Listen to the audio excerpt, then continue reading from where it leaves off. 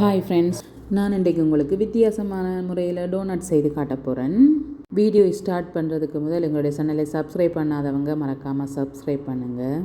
200 gram flower எடுத்திருக்கிறேன். 2 table spoon பால் எடுத்திருக்கிறேன். இப்போ நீங்கள் இந்த அளவுகளுக்கு மெசரிங் ஸ்பூன் வாங்கினீங்கன்னு சொன்னால் உங்களுக்கு ஈஸி. நாங்கள் சொல்கிறபடி நீங்கள் இந்த அளவின்படி போடையெல்லாம். இப்போ நான் 1 டீஸ்பூன் ஈஸ்ட் போட்டிருக்கிறேன்.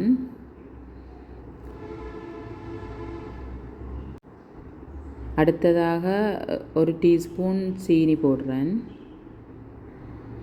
ஒரு முட்டை ஒன்று போடுறேன்.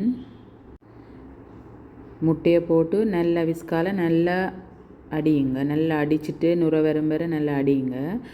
அடிச்சுட்டு நல்லா அடித்து கொண்டிருங்க. ஒரு 2-3 மினிட்ஸுக்கு அடியுங்க. எவ்வளவுத்துக்கு நாங்கள் நல்லா அடிக்கிறோமோ அவ்வளோத்துக்கு அந்த முட்டை மனம் போயிடும். இப்போ நான் அந்த மாவுக்குள்ளே அந்த அடித்த கலவையை போட போகிறேன். அதுக்கு முதல் 1 டேபிள் ஸ்பூன் பட்டர் போட்டிருக்கேன். 1/4 டீஸ்பூன் உப்பு போடுறேன். இப்போ அந்த கலவையை அதுக்குள்ளே போட்டு பிசைஞ்சிட்டு அப்படியே பிசைஞ்சிட்டு நிறைய தண்ணி விடக்கூடாது.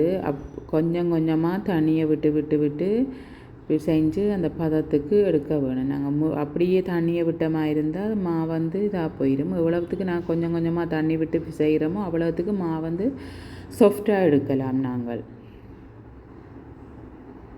இப்போ பாருங்கள், நல்லா பிசைஞ்சு அந்த பருவத்துக்கு இப்போ நான் ஒரு போட்டில் போட்டு இப்போ மாவை கொஞ்சமாக தூவி விடுங்கோ. இப்போ அந்த மாவுக்கு நடுவில் கொஞ்சம் பட்டர் வச்சுட்டு அதை அப்படியே நான் மூடிக்கொள்கிறேன். மூடிட்டு இப்போ மாவை கொஞ்சம் போட்டில் தூவிட்டு இந்த டோவை நல்லா நீட் பண்ணணும். 5 மினிட்ஸ் நீட் பண்ணி எடுக்கணும். அந்த பாருங்கள், நான் நல்லா வடிவாக நீட் பண்ணி எடுக்க. நாங்கள் எவ்வளவுத்துக்கு மாவை பிசைகிறோமோ அவ்வளவுத்துக்கு மாவு நல்லா சாஃப்டாக வரும்.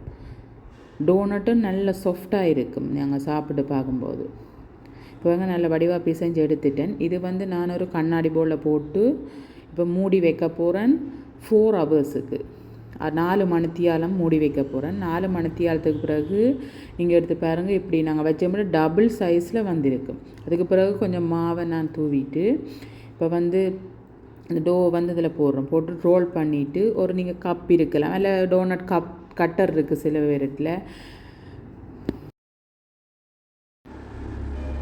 இப்போ நான் ஒரு கப்பால் கட் பண்ணிவிட்டு நடுவில் நொசில்ஸ் எடுத்து நடுவில் ஒரு ஓட்டை போட்டிருக்கேன். ஓட்டை போட்டு இப்போ பாருங்கள் எல்லாத்தையும் அடுக்கிட்டேன். இப்போ நான் ஒரு ட்ரெயில் அடுக்கிட்டு ஒரு துணியால் மூடி நான் ஒரு 45 மினிட்ஸுக்கு விட போகிறேன். விட்டுட்டு தான் நான் எடுத்து எண்ணெய் நல்லா கொதிக்க விட்டுட்டு பேனில் இப்போ நான் ஒன்றுடா போட்டு எடுத்துட்டேன். இனி அதுக்கு மேலே நாங்கள் இப்போ சாக்லேட் போடணும். அப்போ நான் 100 கிராம் சாக்லேட் சிப்ஸோ இல்லை நீங்கள் குக்கிங் சாக்லேட் ஏதாச்சும் எடுத்து டபுள் பாயில் பண்ணுங்கள். இப்போ கீழே ஒரு பேனில் சட்டியில் தண்ணியை விட்டு இன்னொரு கிளாஸில் வச்சுட்டு நீங்கள் டபுள் பாயில் பண்ணி நான் பாருங்கள் சாக்லேட் டபுள் பாயில் பண்ணிட்டேன்.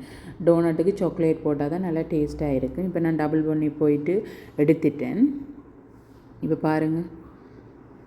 ஓகே, இப்போ நான் டோனட்டில் சாக்லேட்டை அந்த வச்சு அப்படியே எடுத்துட்டோன்னே அந்த ஷேப்பை நீங்கள் கையால் ஷேப் பண்ணி விடலாம்.